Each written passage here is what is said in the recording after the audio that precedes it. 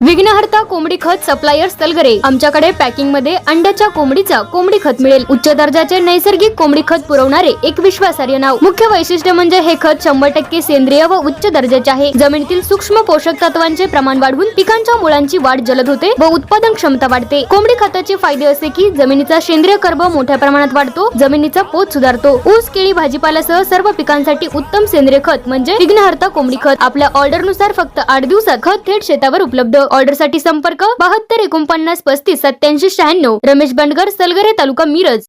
प्रत्येक बातमीतील घटनेच्या वास्तविकतेची तुलना थेट पाहत रहा चांगली अपडेट। नात्यातील एका विवाहितेस सासरी सोडण्यासाठी मोटारीतून घेऊन जात असताना येथील बायपास पुलाखाली तिच्यावर लैंगिक अत्याचार केल्याची घटना उघडकीस आली आहे।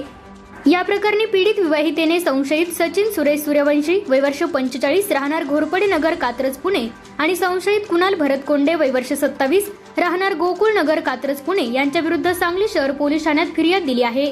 त्यानुसार दोघांविरुद्ध गुन्हा दाखल केला आहे। पोलिसांनी दिलेली माहिती अशी की लग्नानंतर पीडिता सांगलीत माहेरी राहत होती।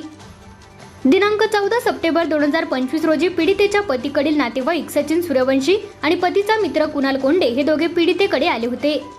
त्यांनी पीडिता, तिचे वडील आणि बहीण यांना पीडितेस सासरी आणण्यासाठी घेऊन जातो असे सांगून पीडितेस मोटारीत बसवले।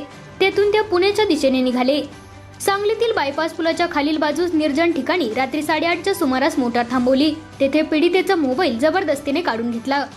त्यानंतर दोघा संशयितांनी पीडित विवाहितेवर लैंगिक अत्याचार केला, तसेच याबाबत खोटे सांगितल्यास जीवे मारण्याची धमकी दिली।